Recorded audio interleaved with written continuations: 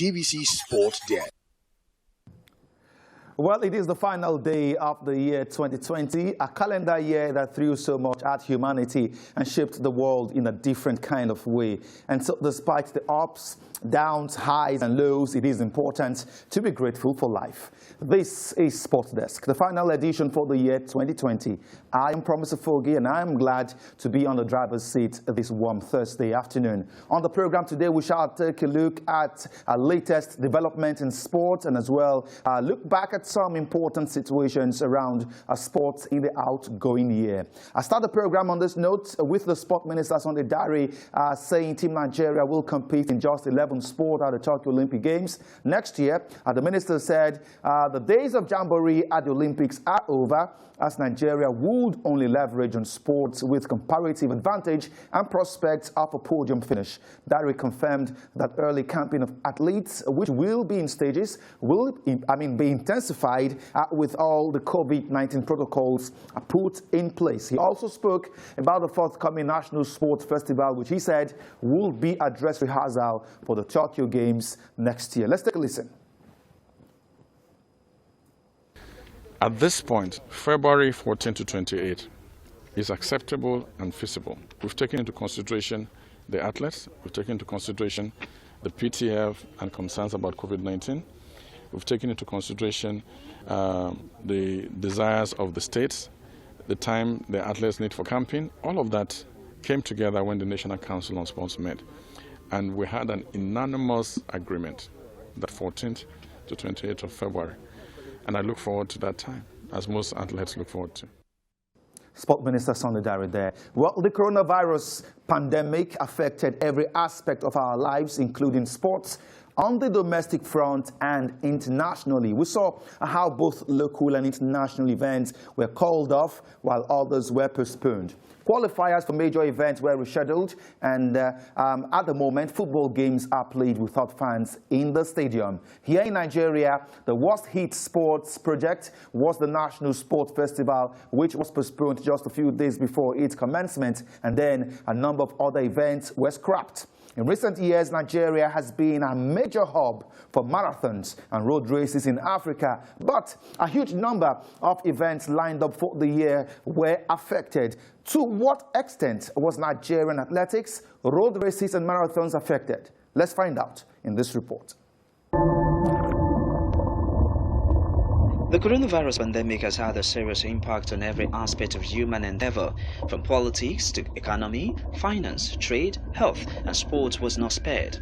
The global sports calendar was disrupted and a huge number of competitions were either postponed or cancelled. In Nigeria, the National Sports Festival was postponed just a few days to its commencement, and several sports federations were rendered inactive as their plans for the year were scaffolded. Nilayo Sports, organizers of some of Africa's leading marathon races, are also counting their losses, just as some major sports federations in the country whose competitions and qualifiers for major events could not hold. Nilayo is Nigeria's former sports management group and consultants. They are organizers of the annual Lagos City Marathon and the Kaduna Marathon, amongst others. Fortunately, the 2020 Lagos City Marathon had been staged before the pandemic set Nigeria into a lockdown. The 42-kilometer silver-labeled marathon was won by Kenya's David Bamasia, who set a new record of 2 hours and 10 minutes, and his compatriot Sharon Cherop won the women's race. Access back Lagos City Marathon 2020, David. Thereafter, other planned marathons, including the Great Abeokuta 10-kilometer race, the Abuja City International Marathon, and the ValueJet IAGU Championship, were also called off. But when the lockdown was eased and sports was allowed to return, Nilayo also returned to duty in November with the Kaduna Marathon. It was the first 3-in-1 race in the sub-Saharan Africa, as competitors raced for honors and prize monies in 5-kilometer, 10-kilometer, and 21-kilometer races.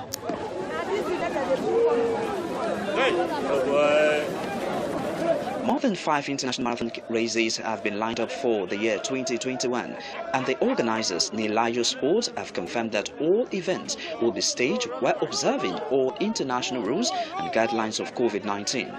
The first will be the Lagos International Marathon, already scheduled for Saturday, the 13th of February 2021.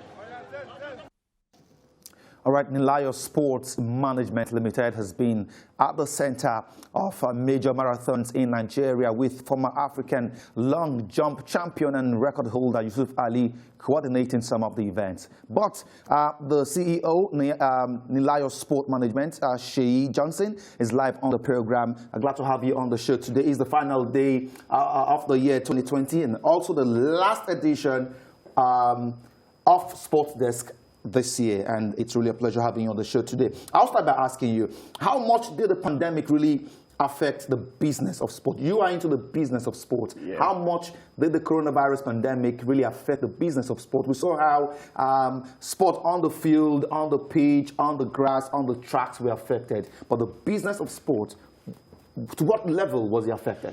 Thank you very much, Promise. Let me start by saying I'm the Chief Operating Officer, not the Chief Executive Officer. Okay. On that note, I'll tell you about what pandemic has done.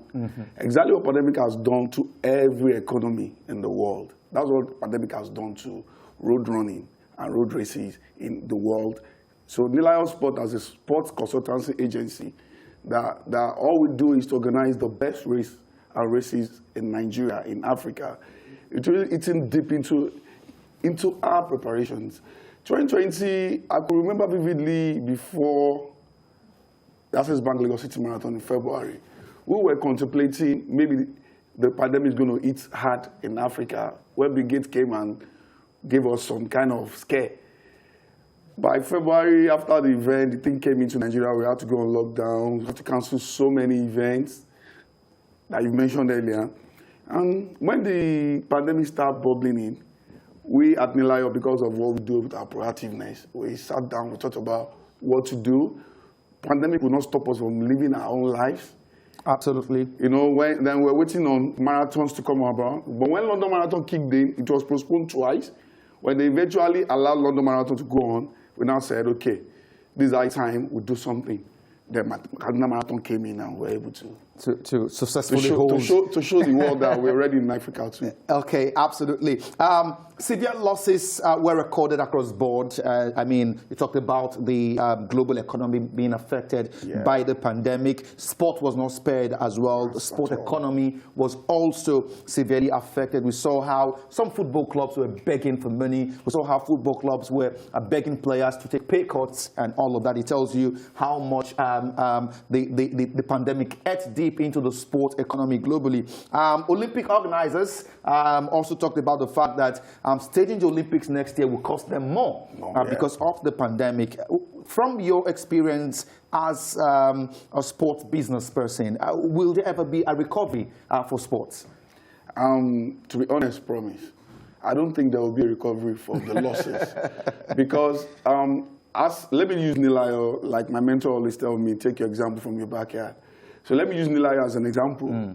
It's a profit-making business venture. And we are into this business because we want to make ends meet. So when you do business and you don't make money, it's amounts to losses. It's different from shutting down the business and still paying bills. Absolutely. So on that note, I'll tell you that I don't think there's going to be any recovery soon. The lucky ones amongst the business venture globally now will be the one, aside Amazon, will be the one breaking in from end of 2021, because by 2021 January, I know everybody is now strategizing on how to put pandemic side by side with our businesses to make a little bit of profit. Living with the pandemic. With the pandemic. Well, Nilayo Sports, as organizers of the major marathons in Nigeria, had its projection for 2020. To what extent did you meet your target? Absolutely, the targets were not met. But if you had to measure in terms of percentage, to what extent were your projections met? Thank you very much. I will tell you, Nilayo is one of the lucky firms in sports management around. Because by December, we were able to say, okay, despite all the pandemic, despite all the losses, we were able to count our blessings by staking one of the biggest marathons in Africa.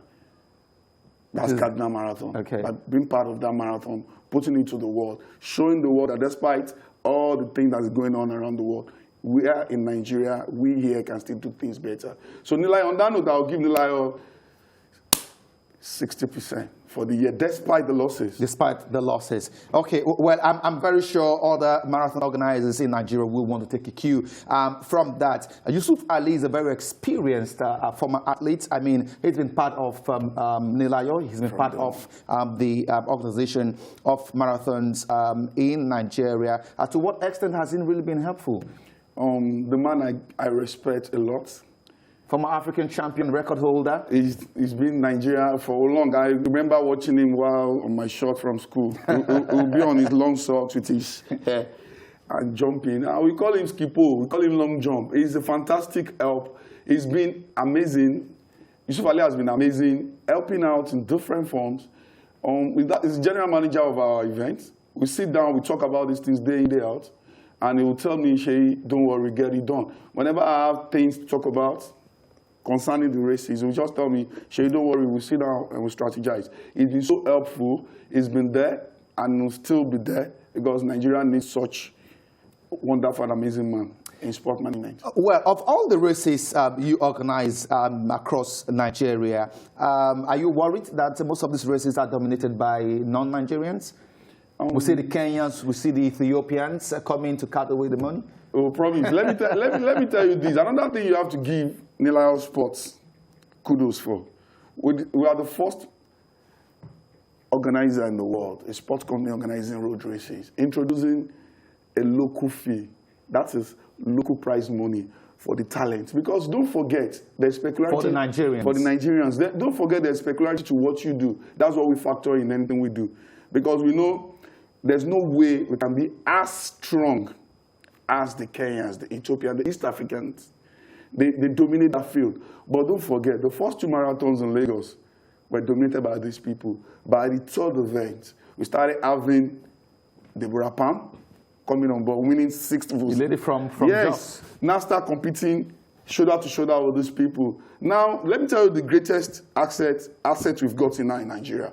There's a lady, a 13-year-old that won in Lagos, that won a car in Lagos for the locals, for Nigerian athletes. When I got to Kaduna, from 10 kilometers, she won again. She won the same year. She won the 21-kilometer for women. That shows there's a growth in Africa. And you cannot experience this growth if you don't put or churn out what to encourage them, like motivation. Mm-hmm. That's what we used that prize money for.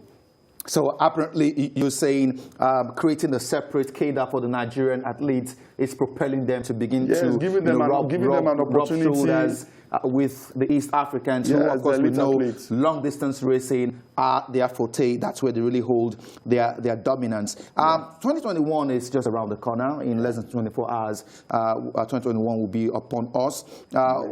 What are your projections for the year? I understand more races will be introduced next year. Yes. Let me first say 2020 has seen us through.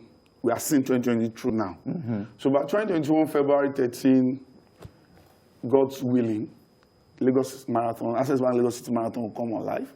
And after that, in April, we have Asaba, 21 kilometer to come alive.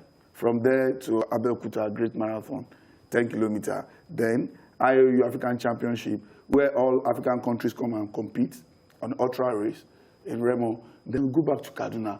So we have like 6 races lined up.